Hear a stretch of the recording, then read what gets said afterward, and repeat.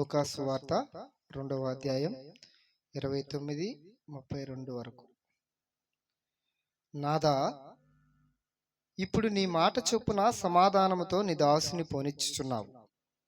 అన్ని చిన్లకు నిన్ను బయలుపరచుటకు వెలుగుగాను, నీ ప్రజలైన ఇజ్రాయేలుకు మహిమగాను, నీవు సకల ప్రజల ఎదుట సిద్ధపరిచిన నీ రక్షణ నేను కనులారా చూచితిని. ఆమేన్. మంచిది. దైవ సందేశంలో కొన్ని మెలకువలు అక్కడ చదవబడిన లేఖన భాగాన్ని బాగా గమనిస్తే, ఏ గ్రంథములో లేని స్వచ్ఛమైన సత్యం, ఎవరు ఏ మత గ్రంథములో కూడా కానపరసని విషయాలు చెప్తాను. మొట్టమొదటిగా మనము గమనిస్తే, ఎక్కడికి బయలుదేరిపోవాలన్నా ఒక మార్గం అనేది సరళం అవ్వాలి, లేక దారి మార్గం బాగా ఉండాలి. మానవుడు గమ్యస్థానం చేర్చబడాలి అని అంటే, తను ఎక్కడికి వెళ్ళాలో ప్రయాణంలో క్షేమంగా గమ్యస్థానం చేర్చబడాలి అని అంటే, వెళుతున్న మార్గము ఎలాగుందో చూసుకోవాలి. గమ్యస్థానం చేరగలమా లేదా అని మనం పరిశీలన చేసి గమనిస్తే, ప్రపంచంలో చాలా దారులు ఉన్నాయి. దేనికి ఏ దారిని వెళ్ళాలి? నేను ఈ గ్రామానికి రావడానికి ఒక 5-6 కిలోమీటర్లు దాటి వచ్చాను. ఇది గమ్యస్థానం, నాకు తెలుసు కాబట్టి వచ్చాను.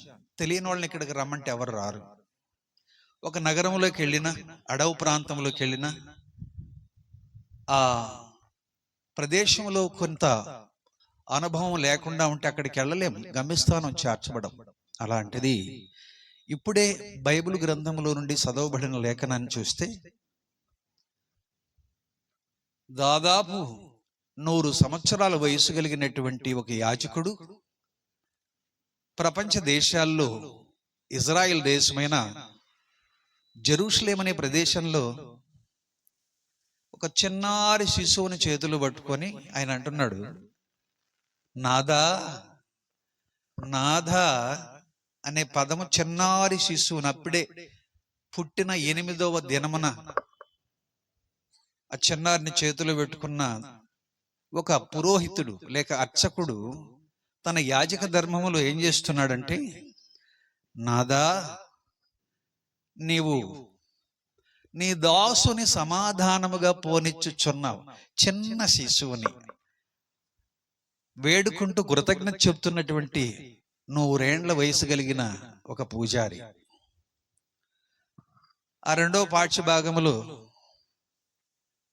అన్యజనులకు నిన్ను బయలుపరచుటకును, నీ ప్రజలైన ఇశ్రాయేలీలకు మహిమగాను, అన్యజనులైన వారికి రక్షణగాను నిన్ను నీవు కానపరుచుకోవడానికి భూలోకములు అరుదించినందుకు నీకు కృతజ్ఞత అని చెప్తున్న పూజారి మాటలు. ఆయన వాడిన మాటల్లో ఒకటి ఏంటంటే, నీవు సకల జనముల ఎదుట నీవు సిద్ధపరిచిన రక్షణను అన్నాడు ఆయన. సిద్ధపాటు ఏమది? కొన్ని ఫెయిల్ అవుతుంటాయి, మీకు తెలుసా? మనం సిద్ధపడి ఏదైనా చేయాలి అనుకుంటాం, మార్గ మధ్యంలో అవేమైపోతాయి, మనం అనుకున్న గమ్యస్థానానికి పోకుండానే మనల్ని ఆపేస్తాయి. మరి దారిని పోతూ ఉంటే ఆంధ్ర రాష్ట్రంలో ఒక పెద్ద బ్యానర్ కనబడుతుంది మెయిన్ రోడ్లలో, సిద్ధం. ఏమది? అవును, దేనికి సిద్ధం? దేనికి నీవు సిద్ధపడ్డావు అనే దాని మీద. నన్ను గాని అడిగితే, నువ్వేమైనా సిద్ధపడ్డావంటాయా అని నన్ను పెద్దలైన చిన్నలైన అడిగితే, కరెక్ట్, నేను సిద్ధపడిపోయాను. నాకు ఈ గడిలో మరణం వచ్చినా, మరో గంటలో నేను చనిపోయిన తర్వాత గమ్యస్థానం ఎక్కడుందో తెలుసుకున్న వ్యక్తిని గనక మరణానికి భయపడాల్సిన అవసరత నాకు లేదు. నా కొరకు సిద్ధపరిచినటువంటి ఒక రక్షణ ఉంది. రక్షణ అనేటటువంటి విషయానికి నిర్వచనం ఏంటో తెలుసా? భారతదేశంలోను ప్రపంచ దేశాల్లోనూ 7 ఖండాంతరాల్లోనూ మానవుడు 2వ జీవితం ఏమైనా ఉందా అని అన్వేషిస్తూ మోక్షమునకు వెళ్ళాలా, అదే దిక్కులో ఉందని ఎతుకులాట్లో మానవుడు కనబడుతున్నాడు. దాన్ని ఏమని చెప్పుకోవచ్చు అంటే, ఒక్కొక్క జాతి, ఒక్కొక్క కులము, ఒక్కొక్క మతము గమ్యస్థానం ఏదో ఒకటి, ఇదే కరెక్టు అదే కరెక్ట్ అంటూ భగవంతుడు ఇచ్చినటువంటి బంగారు నేత్రాలు ఉన్నా కూడా కన్నులార రక్షణ చూసినాము మేమని చెప్పే భక్తులు ప్రపంచంలో ఏ ఒక్కరు కూడా లేరండి. ఎవరైనా ఉన్నారా అంటే, ఇజ్రాయెల్ దేశంలో క్రీస్తు శకారంభము ఏమండి మొదటి మాసం అంటే 8వ దినమున ఒక శిశువుగా అవతరించిన భగవంతుడు, ఆయన జననము సకల ప్రజలకు, ప్రపంచంలో ఉన్న వారందరికీ రక్షణ వరప్రసాదమున దేవుడు అనుగ్రహించడానికి భూలోకానికి వచ్చినాడు. అప్పుడు ఆయన వయసు 8 దినముల వయసు. ఈ భూమిని, ఆకాశమును, సూర్యచంద్ర నక్షత్రాదులను, పంచభూత ప్రణాళికను కలగజేసి ఏమండి మానవ జీవితమును పరిశీలనగా చూసి, మానవుడు జన్మత పాపములో పుట్టి పాపములోనే పెరుగుతూ ఉన్నాడు. ఈ పాపము నుండి మానవుడికి విడుదల, విమోచన లభ్యం అవ్వాలి అనంటే పాపరహితుడైన ఒక వ్యక్తి వస్తే తప్ప, పాపము లేని వ్యక్తి వస్తే తప్ప పాపములో నుండి బయటికి నడిపించే వీరుడు, సూర్యుడు, ధీరుడు ఈ ప్రపంచములు ఎవరు లేరు. అంటే మన దేశం అంతా తేలిగ్గా ఉందా? మా ఖండం ఇలాగ ఉంది, మాది అబద్ధమా, మీదేనా రైట్ అని మా మీ అనే పదాలు వాడుతారు మనుషులు, మాది మీది అని. అక్కడ మాది మీది కాదు, కానీ మనందరిది ఒకే మార్గం. మన జననము ఒక మార్గమే, మన మరణము ఒకే మార్గం. ప్రతి వ్యక్తి ఒక తల్లి గర్భాలయంలో జననం అవ్వాలి, జననానంతరము మరణించాలి ఏదో ఒక డేట్లో. పునరపి జననం పునరపి మరణం, భగవద్గీత సాక్ష్యం ఇస్తూ ఉంది. చనిపోక తప్పదు, చనిపోయిన తర్వాత మరలా జననము కూడా ఉంటుంది. పునర్జన్మ సంబంధమైన కార్యము మనము కన్నులారా చూస్తాం. ప్రియ నేస్తమ, కులము గాని, మతము గాని, మన యొక్క ఆచారము గాని, ఇవన్నీ కూడా మనకు రక్షణను చూపించేటటువంటి మార్గాలు కాదు. రక్షణకు రక్షకుడే రావాలి. ఆ రక్షణ వరప్రసాదం మానవుడికి అనుగ్రహించాలి. అది అనుగ్రహిస్తే మన వంటి ధన్యులు ఎవరు ఉండరు. Praise the lord. అలాగనే ఈ గ్రంథములో ఒక చోట ఈ మాట రాయబడి ఉంది, మరి ఏ నామములో రక్షణ లేదు గాని, భూమి మీద ఇయ్యబడిన ఏ నామములో రక్షణ లేదు గాని యేసు క్రీస్తు అనే నామములోనే రక్షణ. ఆమేన్. యేసు క్రీస్తు నామములోనే రక్షణ. రక్షణ అనే పదానికి మీరు ఎన్నోసార్లు సినిమాలు చూసినప్పుడు కూడా, ఒక అమ్మాయి ఎక్కడో నీళ్ళలో పడిపోతే ఒక ఆయన పరిగిస్తూ వస్తే ఆ నీళ్ళలోంచి బయటకు తీస్తే కాపాడండి, రక్షించండి, కాపాడండి అనేది మనం అందరం ఇస్తూ ఉంటాం. ఒకసారి నేను మద్రాసులో ఉన్నాను. ఆ రోజు షూటింగ్కి మేము చేస్తున్న కర్మాగారం నుంచి డబ్బులు ఇచ్చి మహాసాంగ్రమం అనేటటువంటి సినిమా తీస్తూ ఉన్నవారు దాసరి నారాయణరావు గారు, హీరో కృష్ణ మా కూలిచ్చి తీసుకుపోయినారు అక్కడ గుంపుగా నిలబడడానికి. అక్కడ ఏమైందంటే, ఒక యవనస్తురాలు అయిన అమ్మాయి పోయి బావిలో దూకేసేయాలి. ఇంత ఎడ మధ్యాహ్నం బావి ఎలాగ దొరుకుతుందా బాబు అంటే, ఇద్దరు కుర్రోళ్ళు నెత్తిన పెట్టుకొని వస్తున్నారు బావిని. బావిని ఎందరో మోస్తున్నారు. చూస్తే అచ్చం బావి ఇందుకు గోడ ఉంది, మంచి రాళ్లతో కట్టిన బావిగానే ఉంది. అది ఎడకు తీసుకొచ్చి అక్కడ ప్రవేశపెట్టినప్పుడు అది ఏమండి అట్టతో తయారు చేయబడిన రౌండ్ బావి. ఆ బావి అలాగ ఉంది. సరే ఇప్పుడు ఎట్లా చేస్తారో చూద్దామని గుంపుగా మేము వెనకాల ఉన్నాం. అమ్మాయి చేసిన దూరం నుంచి వస్తుంది దుఃఖంతో. ఇక్కడికి వచ్చిన తర్వాత ఫిలిం పక్కకు తీసేసినాడు, ఎగిరేది చూపించినాడు. తర్వాత నిదానంగా పోయి అట్ట బావిలో కూర్చోమ్మా, ఎవరికి కనబడకుండా అని చెప్పి సలహా ఇస్తుండదు దాసరి నారాయణ. సరే నా బోటు వాళ్ళు ఇద్దరు కూలి ఎదవలుండి 2 బకెట్లు నీళ్ళు ఎత్తుకొని పరిగిస్తా పోయి ఆమె నెత్తిని పోసేసాడు. అప్పుడు హీరో వచ్చినాడు, ఎగిరి దెబ్బకని దూకినాడు. బాయ్ కాదు కదా, గెట్టే కదా, భుజాన్ని వేసుకొని బయటకు వస్తున్నాడు. వచ్చేటప్పుడు మోసుకొచ్చిన కుర్రోళ్ళు ఒకరు దాన్ని తొక్కేశారు, దెబ్బకన్నా పగిలిపోయింది అబ్బాయి. ఎంత దూరం తయారు చేసుకొచ్చాము, ఎలారీలో ఎందుకు తొక్కేశారు మీరంటే, ఏం చేసి కాలు జారిందంట. ఏం బాయ్ ఇది? కొత్త అట్టతో తయారు చేయబడిన బాయ్. ఇలాగే ఉంటుంది పరిస్థితి. అంటే సరే, ఈ అమ్మాయికి బట్టలు మార్చాలి. అక్కడ ఏం మైదానంలో ఎక్కడ రూములు ఉండవు, చిన్న పరదా కట్టి కర్రలతో ఈ హీరోయిన్ అమ్మాయిని లోపలికి పంపిస్తే అమ్మాయి 10 నిమిషాలు ఆ శారీ కట్టుకుని మళ్ళీ వస్తుంది. ఆ టైంలో వాడే పదం ఏంటంటే రక్షించండి, కాపాడండి, రక్షించండి. అవును, రైట్. ఇవి మనం మామూలుగా వినే విషయాలు. భారతదేశాన్ని గురించి ఒకసారి మనం దృష్టి పెడదాం. భారతదేశంలో ఉన్న భక్తి అవతల ఏమండి బ్రిటన్ దేశం కావచ్చు, అరబ్ కంట్రీస్ కావచ్చు, ఆసియా ఖండం కావచ్చు, ఏ ఖండంలో ఉన్న వారు కూడా భక్తి చేయాల. ఒక అటవీ ప్రాంతం అండి,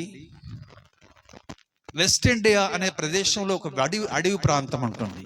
అడవి ప్రాంతంలో ఏం చేస్తారంటే, తల్లి చనిపోయినా తండ్రి చనిపోయినా వీరు మన వంటి బట్టలు ధరించేవాళ్ళు కాదు. అండమాన్ నికోబార్లో ఉన్నట్లే వాళ్ళు కూడా ఉంటారు. వస్త్రం ఇప్పటికి కూడా వారు ధరించారు. తల్లి చనిపోయినా తండ్రి చనిపోయినా తల్లిని తండ్రిని వారు పాతి పెట్టరు. వారి పద్ధతి ఏమిటి?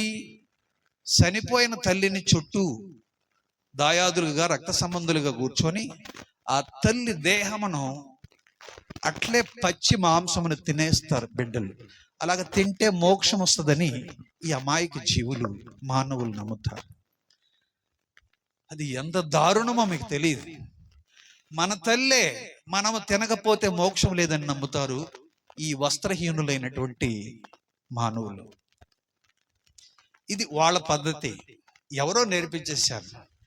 భారతదేశంలో ఏముంది అని అంటే, నేను ఒక 3 కులాలను చెప్తాను, లేక వర్ణాలు అని చెప్తాను. క్షత్రియులు, బ్రాహ్మణులు, క్షత్రియులు, వైశ్యులని 3 వర్ణాలు వారు ఉంటారు.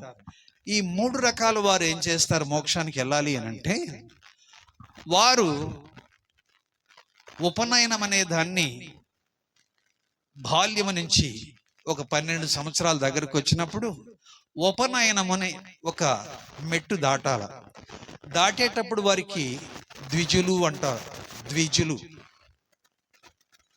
రెండవ జన్మనెత్తిన వారు, ఉపనయనం తీసుకున్నవారు రెండవ జన్మనెత్తిన వారు. జన్మతా వచ్చినటువంటి ఈ అంటరాని పాపములో నుండి, జన్మ కర్మ పాపములలో నుండి మోక్షానికి వెళ్ళాలంటే భారతదేశంలో ఉండే ఐందవ సనాతన ధర్మం ప్రకారం ఉపనయనమును తీసుకోవాలి.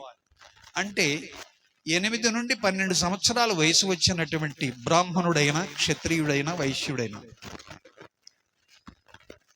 ఉపనయనం తీసుకునేటప్పుడు గాయత్రి మంత్రాన్ని జపించి సంధ్యావందనం చేత జంచమేసి మోక్షానికి వెళ్ళడానికి ఉపనయనము తీసుకుంటారు. ఉపనయనము అనంటే కొన్ని పద్ధతులు ఉన్నాయి, అవి చెప్పాలంటే నాకు టైం తక్కువగా ఉంది. దాన్ని తీసుకున్న తర్వాత మన భారతదేశంలో ఈ త్రివర్ణముల వారు మోక్షానికి వెళ్ళే మార్గం ఇదే.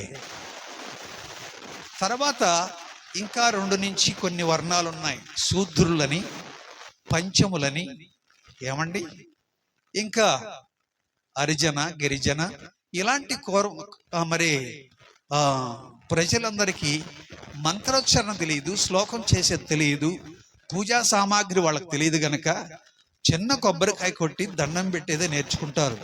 వీళ్ళు 3 పంక్తులతో నిండిన 24 అక్షరాలతో నిండినటువంటి గాయత్రి మంత్రాన్ని ఈ అట్టడుగు వర్గాలకి నేర్పించే నాదుండు. వారు నేర్చుకొని మోక్షానికి వెళ్ళాలని ఎప్పుడూ తలంచుకోరు. దేవుని స్తోత్రములు. అలాంటి ఉపనయనము లేకుండా, గాయత్రి మంత్రమును జపించకుండా ద్విజుడు కాకుండా మోక్షానికి వెళ్ళడానికి వీలు లేదు. ద్విజుడు అనగా జన్మనా జాయితే శూద్రం, కర్మణ జాయితే ద్విజం. ద్వి మా వాళ్ళు కూడా ఆ మాట బైబిల్లో ఉంటుంది. ద్విమనస్కులు అంటే ద్విమనస్కులు అంటారు.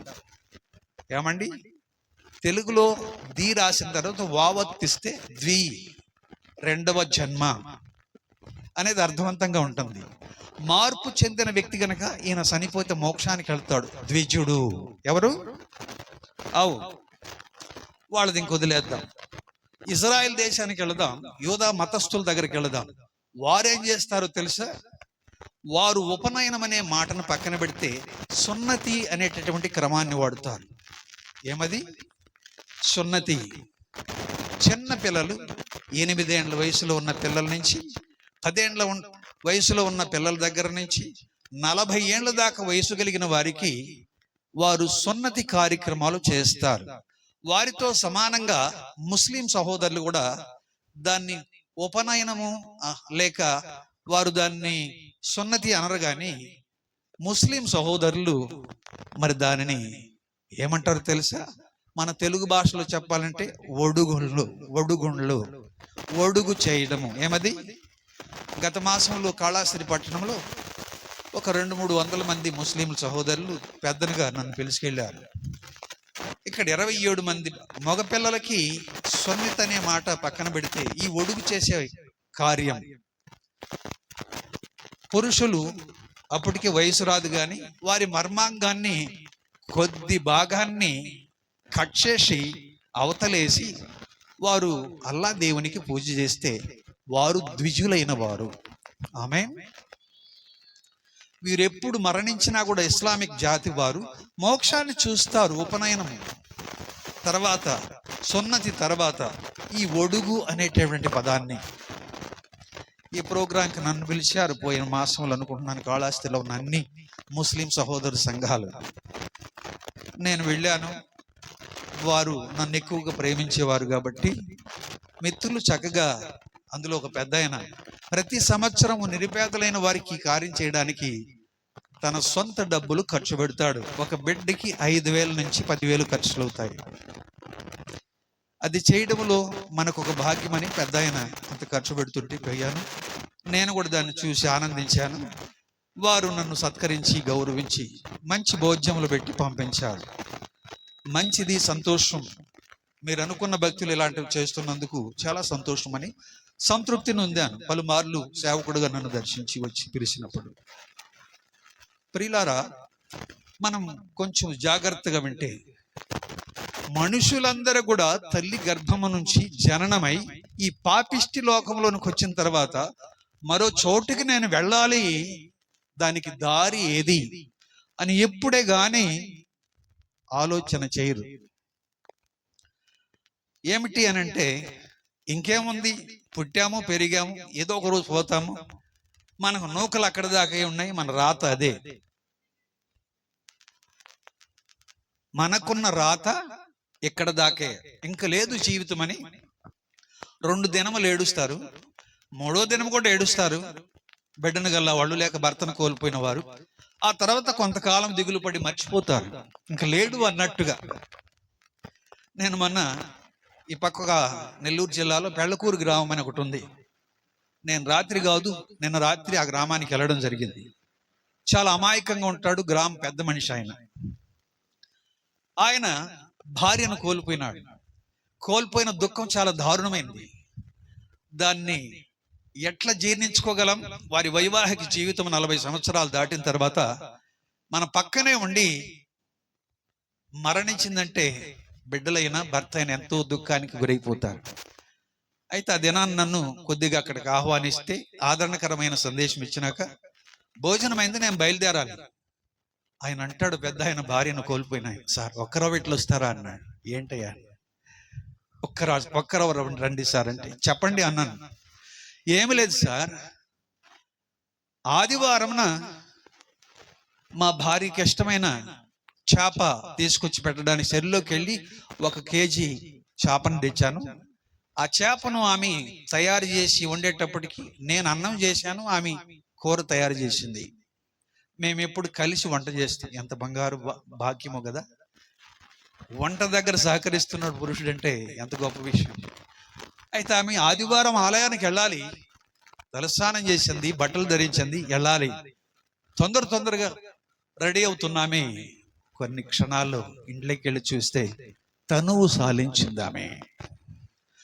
దానికంటే ముందు 1 గంటన్నర సమయానికి నాకు నా సెల్ ఫోన్ ఓపెన్ కాకముందు ఏదో ఒక శబ్దాన్ని విన్నాను. ఆ శబ్దము సెల్ ఫోన్లో నుంచి ఎవరో ఫోన్ చేస్తున్నారు అనుకుంటాను, కానీ ఆ సెల్ ఫోన్లో ఓపెన్గా యేసు క్రీస్తు శిలువ నాకు కనబడింది. ఆ పక్కన ఆమె స్వరూపము నాకు చాలా సౌందర్యవంతంగా కనబడుతుంది. అది నేను మర్చిపోయాను. ఆమె చనిపోకుండా ఉంటే ఆమెతో షేర్ పంచుకొని ఉంటాను. ఆమె వెళ్ళిపోయింది, ఇంకెవరితో పంచుకోవాలి సార్. అందుకని మీతో చెప్పుకుంటున్నాను. దీని అర్థం ఏంటి, పరమార్థం ఏంటంటే అన్న, ఆమె వెళ్ళింది మోక్షానికి.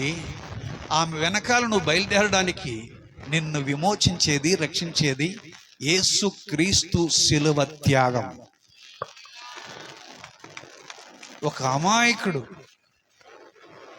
మనలాగా డిగ్రీలు చదివిన వాడు కాదు, గ్రామములో మంచి చేసేవాడు, అలాంటి పెద్ద మనిషి. నిన్న రాత్రి అక్కడికి వెళ్ళాను. నేను వెళ్ళినప్పుడు 3 రోజుల క్రితము ఆయన కోసమే వెళ్ళాను. నేను మాట్లాడడం కంటే ఆయన చెప్పిన 2 విషయాలు చెప్తాను. అది మొదలుకొని ఆ గడి నుంచి నేను పైన చూస్తున్నాను, ఆమె కనబడాలని అన్నాడు. అన్న అది కాదు, కానీ ఒక దినాన్ని మనం వెళ్ళి చూస్తాం ఆమె ఎక్కడుందో, ఏ అడ్రస్తో ఉందో. మన వాళ్ళు చనిపోయింది అనుకుంటారు, కానీ ఆమె సజీవంగా ఉందని మన వాళ్ళు ఎవరు చెప్పరు. మన భారతీయులంతా కూడా కులమతం అడ్డులేదు, కానీ చనిపోయిన వెంటనే మహామేధావులు ఆమె ఆత్మకు శాంతి కలగాలని ప్రార్థన చేయమంటారు. ఏం కలగాలని?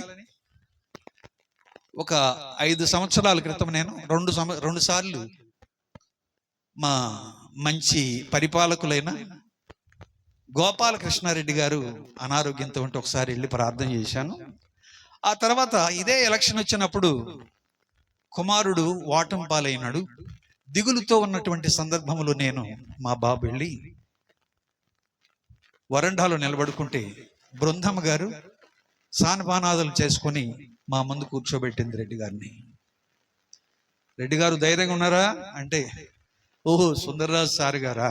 అవును, మాకు తెలుసు ఇప్పుడు నష్టం ఒకటి కలిగిందని మీరు దిగులుతో ఉన్నారని నాకు బాగా తెలుసు. దిగులు పడకండి, మరో సమయం మనం సంతోషించే, మన బిడ్డలు సంతోషించే డేట్ ఒకటి వస్తుంది, ఆమేన్ అని చెప్పాను. అది ఈ మధ్య ఒక 7 నెలల క్రితము అదే ఇంట్లో మళ్ళా ప్రవేశించి, ఈ ఎలక్షన్ ఇంకొక 6 నెలలకు ఉందన్నగా వెళ్ళి అదే గృహాలయంలో కూర్చొని ఒక 20-30 నిమిషాలు నేను సుధీర్ రెడ్డి గారు మాట్లాడుకుంటూ, భక్తి విషయమై, క్రైస్తవుల విషయమై మాట్లాడుకుంటూ, ఒక దినమన నాన్నగారిని ఇదే స్థలంలో కూర్చోబెట్టి ఆశీర్వదించి ప్రార్థన చేసి ఆదరించి వెళ్ళాను. ఆ దినాన నువ్వు హైదరాబాద్లో ఉన్నావయ్యా? నిజమే సార్. ఇవన్నీ ఆదరణకరమైన మాటలు. ఎవరికైనా, గొప్పవారికైనా కొద్దివారికైనా మార్గ మధ్యంలో గత కాలంలో ఆయన తనువు సాలించాడు గోపాలకృష్ణారెడ్డి. ఆ దినమును కూడా వెళ్ళాను. అక్కడ నన్ను కొంతమంది అడుగుతున్నారు, సార్ మన నాయకుడు ఆత్మకు శాంతి కావాలని ప్రార్థన చేయండి అన్నారు. నేను కూడా వెళ్ళాను.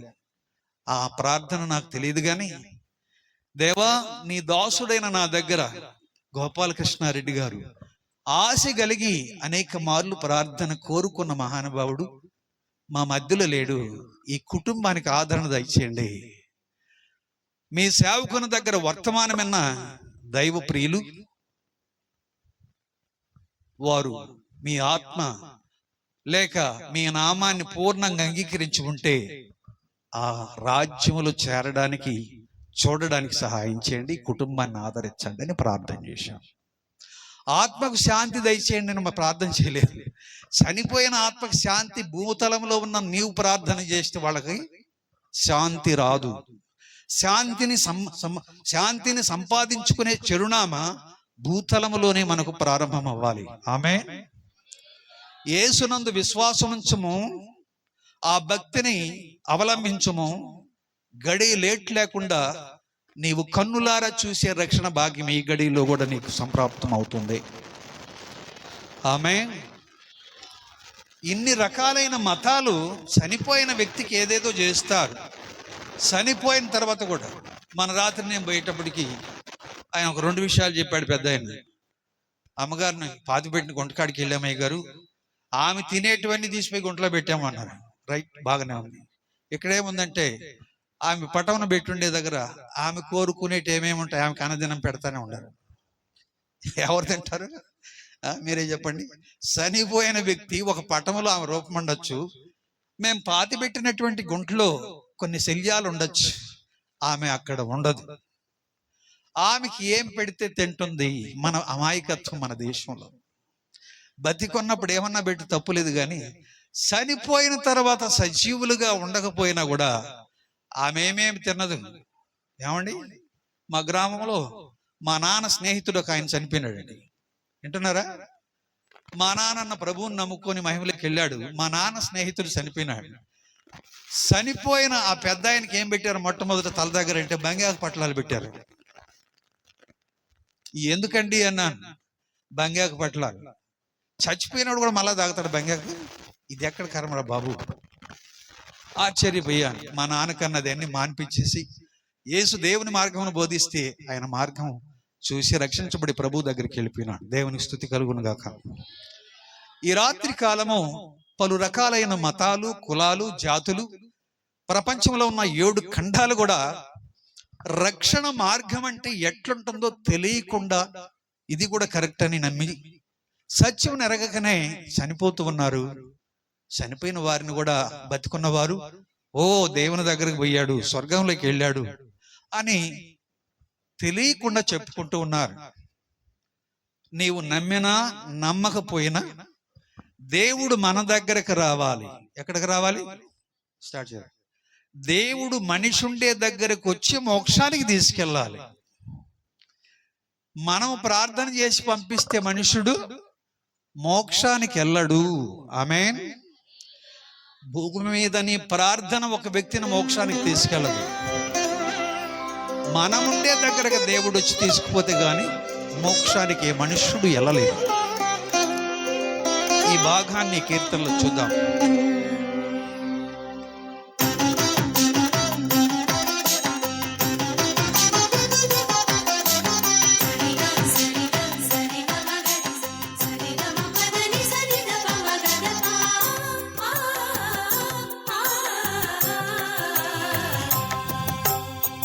దేవా దేవా ఓ యేసుదేవా, దేవా దేవా ఓ యేసుదేవా, దేహము తోడని దేహియులేదా, దేహము తోడని దేహియులేదా, దేహియులేనిచో దేహమునే చట దేవా దేవా ఓ యేసుదేవా. ఆ ఆ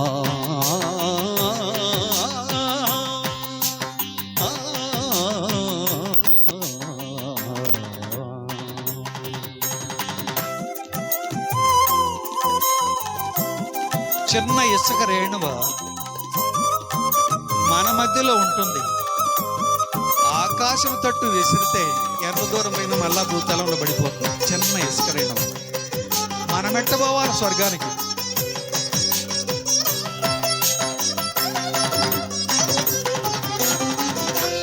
నీవున్న చోటుకు నేవా చోటకై, నేవున్న చోటుకు నీవా చేతేవా, నీవున్న చోటుకు నేవా చోటకై, నీవున్న చోటుకు నీవా చేతేవా.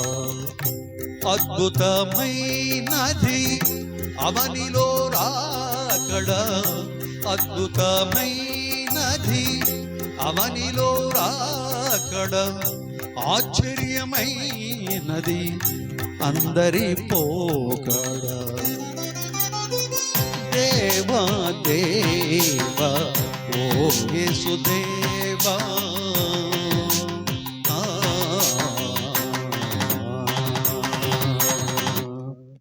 మనం గమనించినట్లయితే మోక్షమును స్వతంత్రించుకోవాలంటే మూడు విషయాలు చెప్తాను ఇప్పుడు నేను. ఏ నామములో రక్షణ లేదు అంటే రక్షణకు అర్థమేంటి? మన తల్లి గర్భాలయములో జననమైన మనకు జన్మ పాపం ఒకటి ఉంది. తదనంతరము జీవితకాల పరుదల్లో యవనప్రాయం, ఏమండి, బాల్యం, యవ్వనం, కౌమారం, వృద్ధాప్యం, ఏమండి, ఈ వయోపరుదులన్నీ దాటుతూ ఉంటే కర్మ పాపం అనేది ఒకటి వెంటాడుతుంది మనల్ని. మొదటి పాపం పేరేమో తల్లి గర్భాలయంలోంచి జననమైన మనకు అది జన్మ పాపం. ఆ తర్వాత పాపిష్టి లోకములో జీవించే జీవితము కర్మ పాపమును వెంటగొడుతుంది. ఎల్లకూడని చోటుకి వెళ్ళడానికి ఈ పాదాలు ఇష్టపడవు. చెడు చెయ్యొద్దు నాయన అంటే చెడు చేస్తారు దుర్మార్గులైన మానవులు. ఆడకి నడిపిస్తా ఈ కాళ్ళు పాపం చేయడానికి. దాన్ని ముట్టుకోవద్దురా అంటే మన బిడ్డలు ముట్టుకోవద్దన్న దాన్ని ముట్టుకుంటారు. అలాగ మాట్లాడద్దురా, నువ్వు మంచి కుమార్తెగా పెరుగు, పక్కింటికి వెళ్ళబాకు అంటే ఆ అమ్మాయి ఆగుతుందా? దీనినే కర్మ పాపము. కాళ్ళు చేతులతో చేసేదాన్ని కర్మ పాపం. దేహముతో చేసిన ఆ పాపము జన్మ పాపం. ఆమేన్. ఈ రెండు రకములైనటువంటి పాపములో జీర్ణించుకుపోయిన మానవ జీవితానికి స్వర్గం ఎట్లా సంప్రాప్తం అవుతుందండి? అందుకనే ప్రభువైన యేసుక్రీస్తు సులభంగా ఈ మాటలు చెప్పాడు. ప్రయాసపడి భారమును మోసుకుని పోవచ్చున్న క్రైస్తవులారా అనలే, సమస్త జనులారా నా దగ్గరికి రండి, విశ్రాంతిని కలగజేస్తాను. ఏం కలగజేస్తాను? ఆత్మరక్షణ, పాపక్షమాపణ అనుగ్రహించి విశ్రాంతిని, నెమ్మదిని మీకు కలుగు చేస్తాను. నా దగ్గరికి రండి అన్నాడు. మోక్ష ప్రదాత 2024 సంవత్సరాలు వెనక్కి తీసుకుంటే ఆయన జననమైన 8వ దినాన ఒక మహానుభావుడు పూజారి గారు అంటారు, నాదా ఏమన్నాడు? ఈ శిశువుని ఇట్లా పెట్టుకొని సున్నతి సమయంలో 8వ దినాన, నాదా సకల ఇప్పుడు నీ దాసుని నీవు సమాధానముతో పోనిచ్చుచు ఉన్నావు.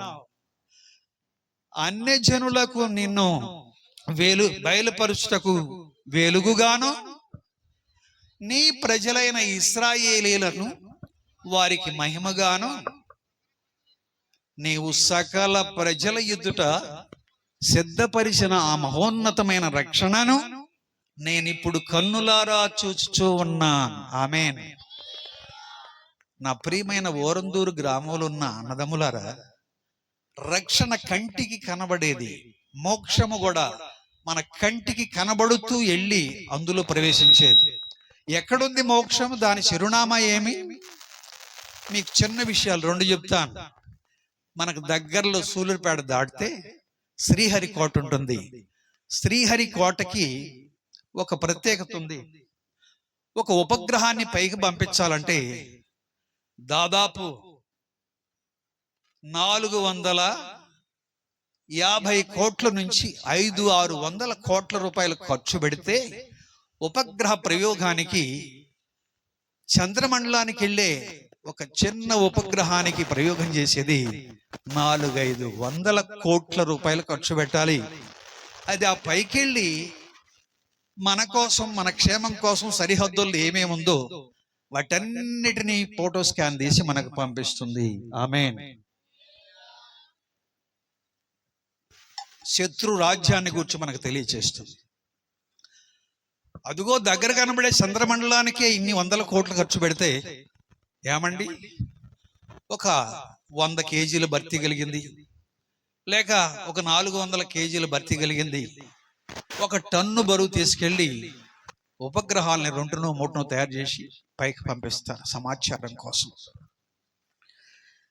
మరే దానిపైన 3 ఆకాశాలు ఉన్నాయి. 3 ఆకాశములు దాటితే స్వర్గం ఉంది. ఆమేన్. స్వర్గానికి నిన్ను నన్ను తీసుకెళ్లాలి దేవుడు అంటే ఆయన దిగి రావలసి ఉంది, నేను ఎక్కిపోవలసి ఉంది ఆయన చేతులు పట్టుకొని. ఆమేన్. నేను చంద్రమండలాన్ని దాడుతాను, సూర్యమండలాన్ని దాడుతాను, దానిపైన ఉన్న ఆకాశాన్ని దాడుతాను, దానిపైన ఉన్న ఆకాశమును దాడుతాను. ఆ 3వ ఆకాశమును దాటిన తర్వాత ఉండే స్వర్గానికి నా విమోచకుడు రక్షకుడైన యేసు ప్రభువు నన్ను తన హస్తములలో ఎలాగ బంధించి తీసుకెళ్లి నాకు ఒక సింహాసనం ఇచ్చి ఒక జీవ కిరీటము నాకు ధరించి, బలా నమ్మకమైన దాసుడా, భూతలంలో ఈ సత్యాన్ని గురించి నీ వివరించినందువల్ల అనేకులు మోక్షానికి రావడానికి మార్గదర్శకుడు అయినందుకు నిన్ను ఆశీర్వదిస్తున్నాను, ఆనందింపచేస్తున్నానని సజీవుడై ఉన్న దేవుడు మోక్షంలో మనతో చెప్పే మొదటి మాట. ఆమేన్. భూలోకంలో ఉన్నప్పుడు శిశువై ఉన్న దేవుడు 33.5 సంవత్సరముల వయసు కలిగిన వ్యక్తిగా నాలాంటి భక్తులని ఒక 12 నుంచి 70 మందిని తయారు చేశాడు. వెళ్ళండి, సర్వ సృష్టికి సర్వలోకానికి వెళ్ళండి, సత్యమును ప్రకటించండి, నమ్మి విశ్వసించిన వానికి ఆత్మరక్షణ పాపక్షమాపణ లభ్యమవుతుంది. ఒక దినాన మరణానంతరము నేను ఎలాగైతే మోక్షానికి వెళుతూ ఉంటే మీరు చూశారు, మిమ్మల్ని తీసుకెళ్లే డేటు ఒకటి ఉంటుంది. ఆమేన్. అందుకని వీరందరికీ రక్షణ సంప్రాప్తమవునట్లు వారికి ప్రకటించండి. స్వర్గ నరకములను గూర్చిన శిరునామా మీకు తెలుసా అనే ఒక పత్రిక మీ చేతికి అందింది మీ ఇంటికి దినాన. తీరికున్నప్పుడు చదివినప్పుడు స్వర్గానికి ఎలాగెళ్ళాలో అక్కడ కొన్ని కార్యాలు ఉంటాయి. మనం చేస్తున్న భక్తి గమ్యస్థానం చేర్చబడుతుందా అన్న ప్రశ్నకు సమాధానం దొరుకుతుంది. ఏది ఏమైనప్పటికీ కూడా నేను క్లుప్తంగా ముగిస్తున్నా. ఏ నామములో రక్షణ లేదు గాని భూమి మీద ఇయ్యబడిన మరి ఏ నామములో రక్షణ లేదు గాని యేసు క్రీస్తు అనబడిన ఈ నామములోనే సర్వమానవులకి రక్షణ అనుగ్రహించబడుచు ఉన్నది. ఆమేన్. నీవు ఇష్టపడి ఆయన అడుగు జాడల్లో నడిస్తే సమ్మతించి మోక్షానికి ఆయనతో కూడానే వెళుతావు. ఉదయకాలం ఒక సందేశం వింటున్నాం మేము చర్చిలో. సమ్మతించకుండా 2 కూడి నడుతురా అనే మాట మీద. సమ్మతించకుండా ఈ భక్తి నువ్వు చేయలేవు. సమ్మతించి ఈ భక్తి చేస్తే మోక్షమును ఆ 2వ వ్యక్తి అయిన దేవునితో కలిసి మోక్షాన్ని స్వతంత్రించుకుంటాం. ఆమేన్. ఇక భూతలంలో జీవించినప్పుడు భౌతికమైన దేహానికి నానా రకాలైన కష్టాలు, శోధనలు, శ్రమలు, నిందలు, అవమానాలు రకరకాలైనటివి కూడా సరే వస్తాయి. వాటిని దాటుకొని పోయి మనం పరిశుద్ధమైన జీవితాన్ని కలిగి దేవుని కోసం బ్రతికితే మోక్షము మన సొంతం అవుతుంది. శాంతి సమాధానం మనకు సొంతం అవుతుంది. ఈ రాత్రి కాలము ఒక సీసాయి దాగేస్తే కొన్ని గంటలే మత్తుంటుంది. ఆ తర్వాత ఉదయకాలము శాంతి ఉండదు. నీకుండే నిత్యము ఉండే ఆ బాధలు అలాగే ఉంటాయి, ఆ దిగులు అలాగే ఉంటుంది, ఆ శ్రమ అవన్నీ అలాగే పర్మనెంట్గా ఉంటాయి.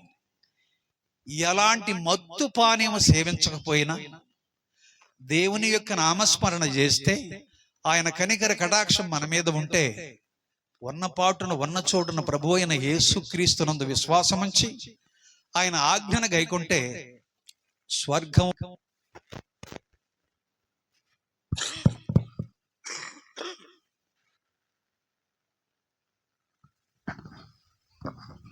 స్వతంత్రించుకునే వారిలో మనం ఉండాలి. అంటే రాత్రికాలం ఒక గృహాలయాన్ని ఆధారం చేసుకొని ఈ ప్రాముఖ్యమైన రక్షణను గురించి తెలియజేశాడు.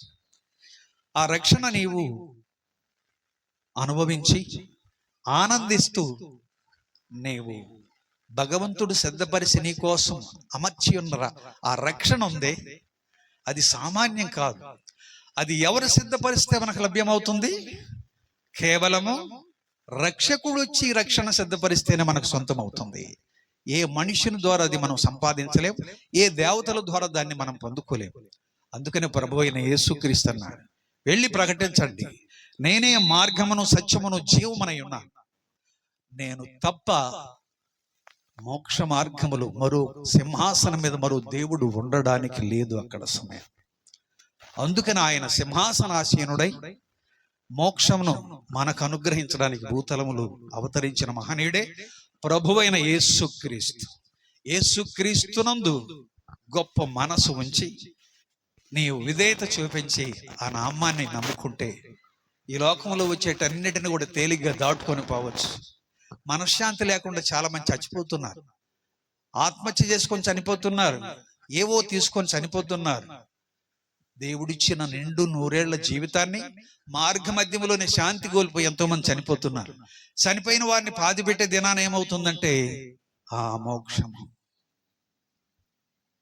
ఆమేన్. ఏదో వాళ్ళ తతంగాలతో చేర్చాలని ప్రయత్నిస్తారు. ఆ మోక్షము ఆయనదే, ఆ స్వర్గం ఆయనదే. ఈ భూతలం కిందుండే నరక గుండము కూడా ఆయన వలనే సృష్టించబడింది. ఆ అగ్నిగుండములోంచి తప్పించుకోవాలని ప్రాణాత్మ అంటే మోక్షానికి వెళ్ళే మార్గం అని యేసయ్యను నమ్ముకోవాలి. అది గొప్ప భాగ్యం. అలాగ నమ్మిన వారికి అట్టి రక్షణ, పాపక్షమాపణ, ఆత్మశాంతి ఆయన నామములు అనుగ్రహించబడుతుంది. దేవుడి మాటలు దీవించుగాక. నేను చిన్న ప్రార్థన చేసి ముగిస్తాను. యేసునందు గొప్ప మనసు ఉంచి విశ్వసించుము. ఈ రక్షణకి ఒక్క గడి లేట్ లేకుండా నీకు అనుగ్రహించే దేవుడు ఆయన ప్రభు అయిన యేసు. ప్రేమ నమ్మకము కలిగిన దేవా, నీకు స్తోత్రాలు.